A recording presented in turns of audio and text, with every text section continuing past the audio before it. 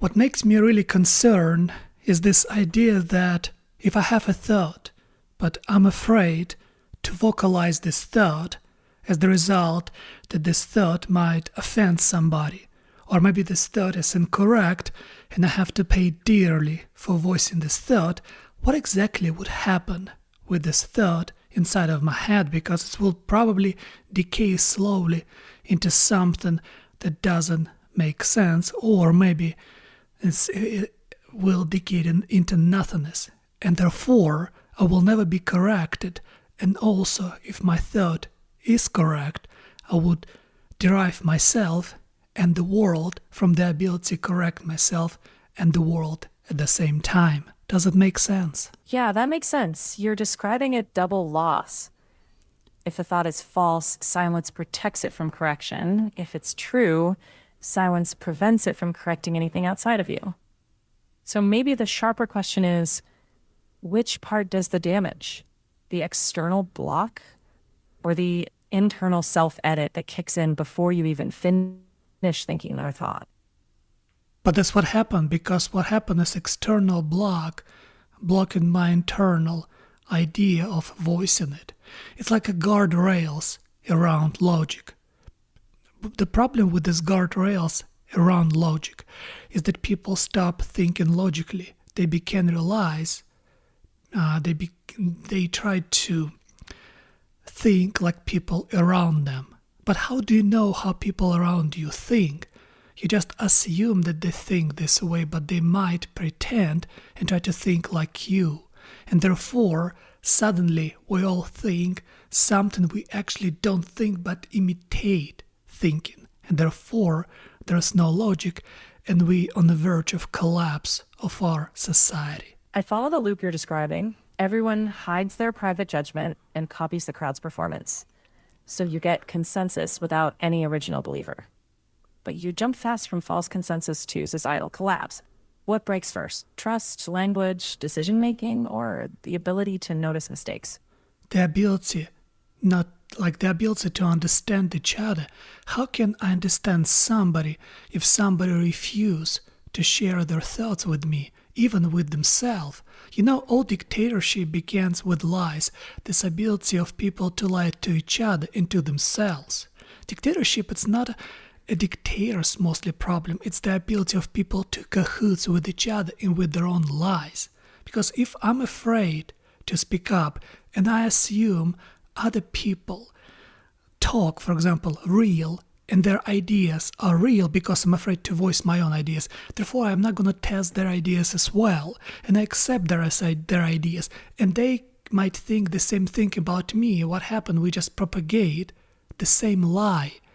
And if we propagate the same lie, how exactly are we supposed to live with each other and survive with each other? And of course, how we can maintain society, because every society, if it's healthy society, might be rooted in logic and truth behind that logic. Then the first thing that collapses is shared reality. People still talk, but words stop revealing what anyone actually perceives. And everyone mistakes everyone else's fear for belief. But saying what you believe doesn't automatically give us truth. A deluded person can speak sincerely. So what turns expression into a test of truth instead of a louder clash of claims? Evidence? Willingness to be corrected? Trusted witnesses?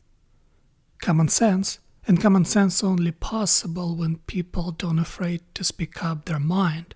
I can only be corrected if I'm not afraid to speak up my mind, because if I'm terrified to express myself, what I'm doing, I'm censoring my thoughts, and if I'm censoring my thoughts, I have to fill my head with something, and what I usually do, fill my head with ideology, that it's simplification of a thinking process without thinking process at all. I just fill my head with the garbage of ideology of the day. But the problem is, it affects my psyche, it's create cognitive dissonance within me. And then society become incredibly unhealthy, because if we have most people who have cognitive dissonance within themselves, then society by definition is unhealthy. I think you're using common sense two ways at once. Independent judgment formed through open correction, and inherited assumptions from the crowd. But the second one could just be ideology under a friendlier name. So maybe the live version stays answerable to experience, while ideology tells you what you're not allowed to notice. Is that the difference you're after? How can you learn the truth if you're afraid to learn this truth? Because the truth must be uncomfortable. The truth itself is uncomfortable by definition. Because if the truth becomes comfortable, there's certain lies around it to make it comfortable, to make it sound comfortable. But the truth itself is not comfortable. It must be uncomfortable because it's like a light inside the darkness. And if we are terrified to ask uncomfortable question, how are we supposed to maintain the idea of truth within our society?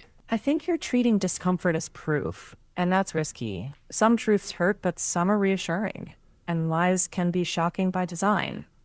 If it feels uncomfortable becomes the test, a contrarian can mistake offense for evidence. The stronger claim might be that truth must remain speakable, even when it's uncomfortable, not that discomfort defines it.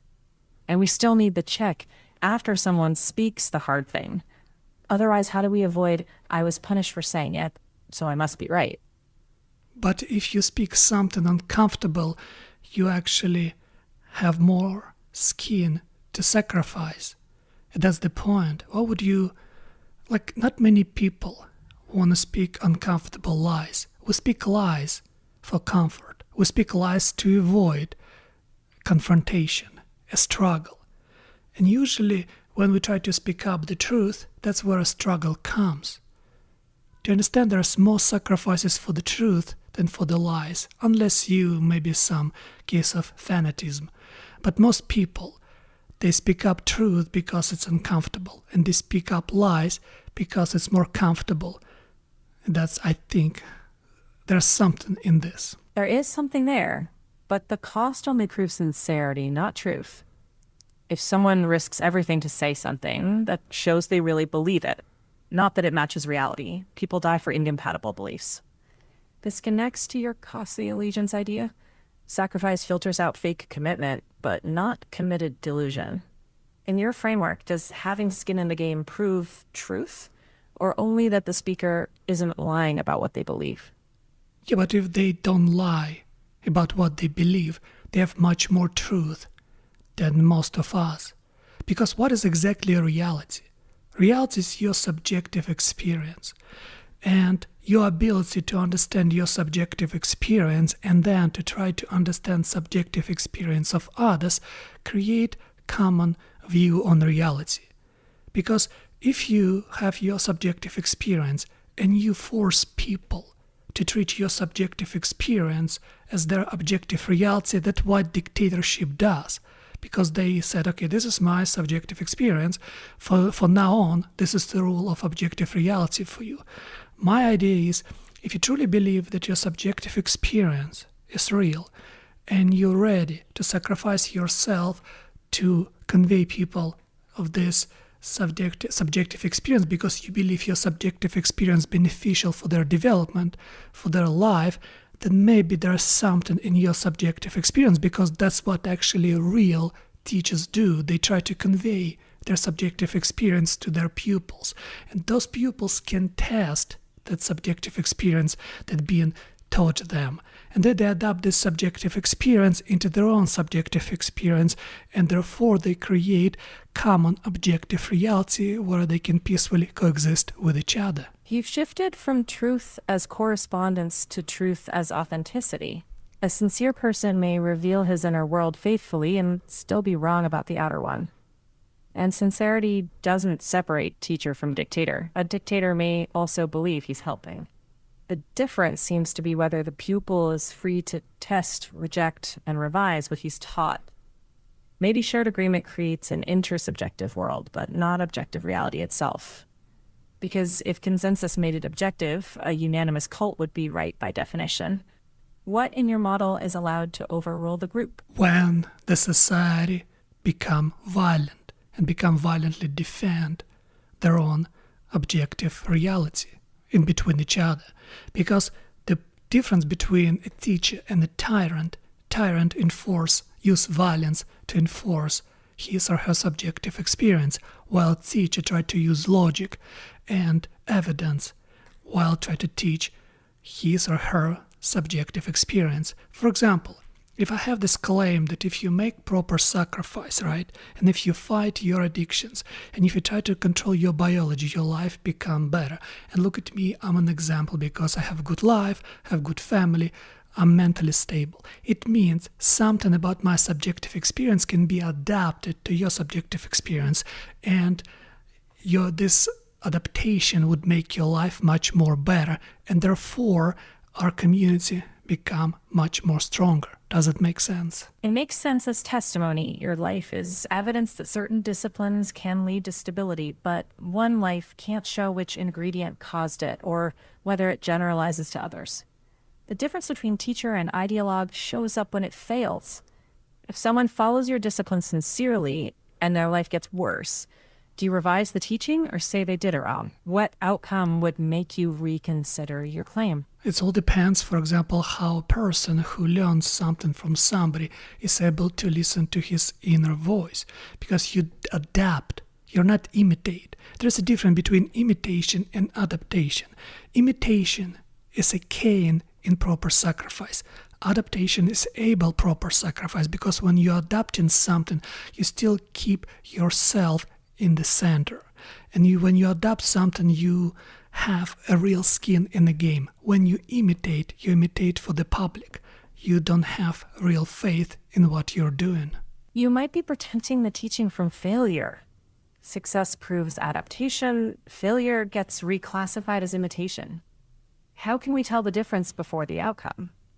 And there's a tension with your addict point. If you can reshape the rule whenever it gets costly, it stops being binding. Where's the enforcement? Enforcement of what? Of the rule itself. If the self stays at the center and keeps rewriting the rule, what keeps adaptation from becoming the respectable name for moving the rule? Yeah, but for example, every agent has file AGENTS.md that constantly get updated. The rules, the core stays, but the variation around this core keep fluctuating because is the result of certain goals. My point I tried to say is, for example, for Western civilization, we have Christian Bible. It's our AGENTS.md file. And you can interpret the way you want, but your interpretation would affect your life and the life of your family. And if your interpretation is more correctly than other people's, your life become more successful. I truly believe that your interpretation, in some sense, your responsibility for your own existence. You can tell people, for example, that 2 + 2 = 4, but not many of them can build bridges by knowing math. The ability to take responsibility for your own path and learn something, like when you live, right, when you want to have good life, you have to define first, what do you mean by good life? Because we have information, but the ability to adapt this information to have good life, it depends on the one who uses this information and who adapt this information at the same time. Then your model has 3 layers. An unchanging core, adaptable interpretation, and lived consequences that test that interpretation. But 2 pieces are still fuzzy. What exactly is the core that can't be rewritten? And who decides what successful life means? Because Christianity also honors martyrs who lose comfort, family, life. If each person defines the good life and then judges interpretations by whether it produces that life, the test seems circular. One sec, when Christianity honor murders, you shall not kill, it's in the Bible. From the beginning, really, the New Testament shows Stephen killed for his testimony, and early Christians honored people killed for refusing to renounce their faith. Yeah, they've been killed. They did not kill. They've been killed. They sacrificed themselves for their faith. It's their choice to do so, because you have to sometimes sacrifice for your ideas. Otherwise, you would be sacrificed for the ideas of others. Unfortunately, that's how people coexist with each other. If you're not ready to sacrifice yourself for your family would be sacrificed for something else, for ideology or for other people. That's how the world operates. That brings us back to costly allegiance. What you refuse to pay for ends up governed by someone who will. But sacrifice still needs a limit. Every ideology says sacrifice now or lose everything you love. So, what distinguishes real responsibility for your family from fear being used to demand unlimited sacrifice? Is it that sacrifice protects your family's freedom to become themselves rather than forcing them to live inside your frame? You establishing the frame through Christian values, moral framework in the West. I'm talking about now in the West, for example, where we live. And you have such a moral framework, such a moral foundation, and you try to implement the same foundation for your family. You shall not kill, you shall not steal, and you try to create practices through experience that work, because that's what religion is. It experience that worked, and you help to raise a right family, correct family. Your proper sacrifice must be only like, to make a proper sacrifice, it means that you have to cut the bad stuff about yourself. It's always inward look, because you cannot fix the world if you live in disarray. If your house in disorder, you cannot fix the world outside. And also you cannot fix the house if you are out of shape, mental and physical. You always have to look inward, and once you fix yourself mentally, then physically, only then you are able to expand your influence upon your room, then upon your family, then upon your community, and then upon your entire world. That's how you make proper sacrifice, because all proper sacrifices start within yourself. And that's the problem with dictatorship, because dictatorship, if you look upon them, they always start with the world. They always feed people's resentfulness. Because if a person tried to blame other people for something that happened to him, or thing that happened to him, he start feeding his own resentfulness, and then he start feeding his own resentfulness and other people's resentfulness through false gods. That's my point. It's the great idea between Abel and Cain, because they both made sacrifices, but only Abel made proper sacrifice, while Cain made wrong sacrifice, and he didn't correct himself. He destroyed Abel. He made everything even worse. And that's the difference between proper sacrifice and improper sacrifice. You may have named your criterion. Proper sacrifice turns the cost inward before it turns power outward. Abel takes responsibility for his offering. Cain makes Abel pay for his. That links to your undelegated responsibility idea. The one who claims the vision pays first, instead of pushing the cost onto others. But there's still a tension. Must someone be fully ordered before confronting injustice? If so, no imperfect person could ever act publicly. Where does inward correction end and legitimate outward action begin? But you don't have to be a perfect person to confront injustice. What you have to do, you have to first confront injustice within yourself. If you do not treat yourself just, you can still confront injustice, but your confrontation would be more like imitation. Because if you lie to yourself constantly, how you can confront lies in others? But what merit? Because once you start confronting lies with yourself, only then you're able fully to recognize the lies of others.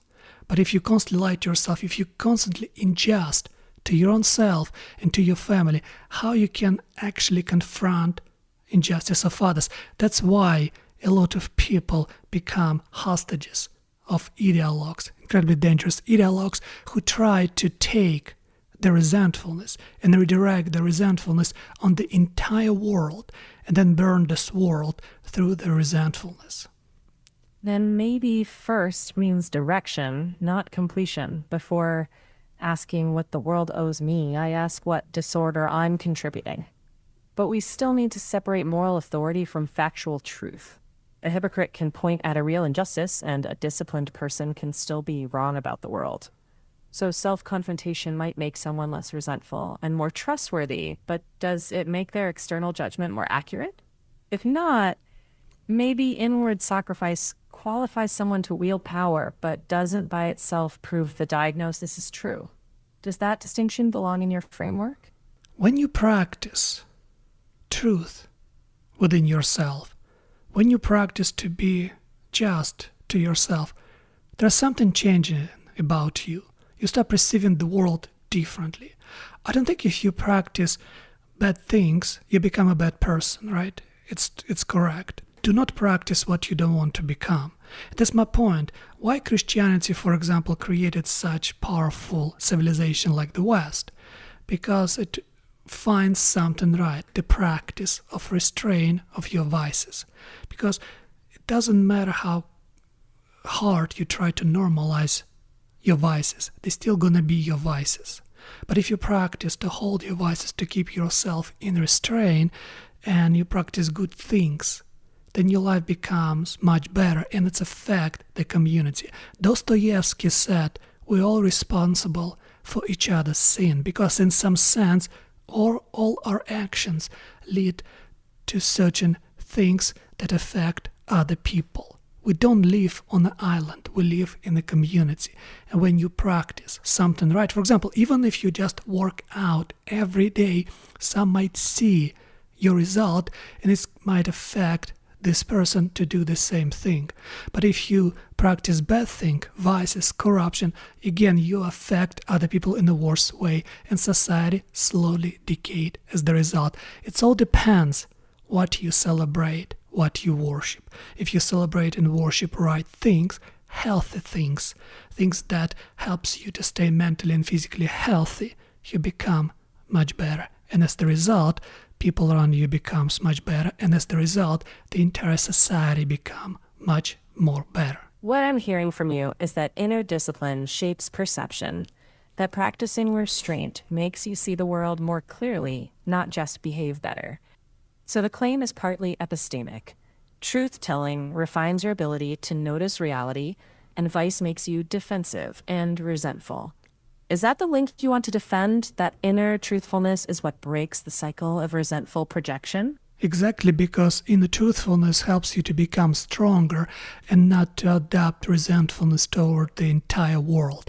Once you start blaming the world, even if the world deserves to be blamed, you're done, because there's no way to change the world. There's only to change your attitude toward the world, and therefore change attitude toward yourself. That's a good example in Viktor Frankl, who never blamed all Germans for atrocities that happened to his family and to him in particular.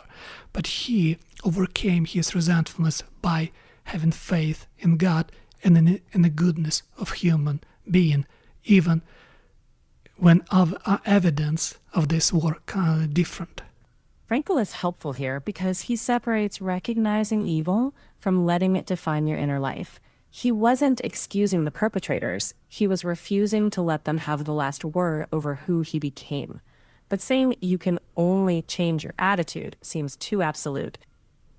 People can change laws and institutions too. So maybe your point is blaming the world can't be the foundation of your agency, even when the world is genuinely guilty.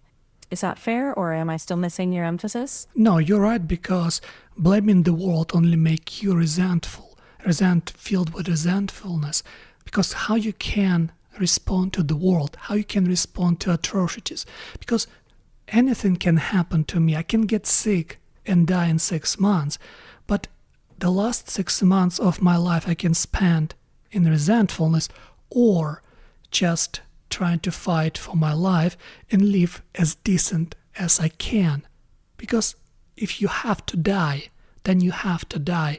But the way how you die, you can die by making hell out of your last 6 months and the people who loves you, or you can just accept your fate, try to do your best, and to live the best to your abilities to live, and leave at least good memories for people who loves you. Yeah, that's a powerful way to put it. Recognizing suffering without letting resentment script your remaining choices is a kind of moral agency. And maybe that's where your proper sacrifice idea lands. You refuse to sacrifice others to your bitterness, even when the situation is unjust. Maybe a good test is whether our response deepens resentment or preserves dignity and responsibility. And then now imagine if everybody would try to live this way. Then we have proper sacrifice, we have proper idea of justice, and we have healthy society, healthy mentally and physically. That's what I think is the point of the West and Christianity as a whole. I get the vision you're describing. A culture grounded in self-restraint and responsibility instead of resentment. The tricky part is moral formation without coercion or scapegoating outsiders. So yes, inner sacrifice first, but also room for reform and honest disagreement without turning it into civilizational despair. How would you guard against the restraint ethic becoming a new conformity? First of all, it must be explained, and also, I believe in such an amount of shame upon shameful behavior. The problem with the secular idea of freedom is normalization of the vices. And the problem with normalization of the vices, people become mentally unstable whether you like it or not. Promiscuous lifestyle create bad behavior, create mentally deranged behavior. And if people stop looking with the shame upon certain behavior, because shame in some sense is a corrective mechanism. Of course, we cannot avoid certain pitfalls. Of course, there are going to be people who are going to use this to do something bad. But at the same time, we have to be able to self-correct each other and ourselves. And self-correction is only possible when we try to follow certain rules. And certain rules should be without celebrating degeneracy the way we celebrate degeneracy currently in the West, by confusing degeneracy with this freedom and liberation. That is not freedom, because real freedom is in restraint. Real freedom when we're able to control our biology.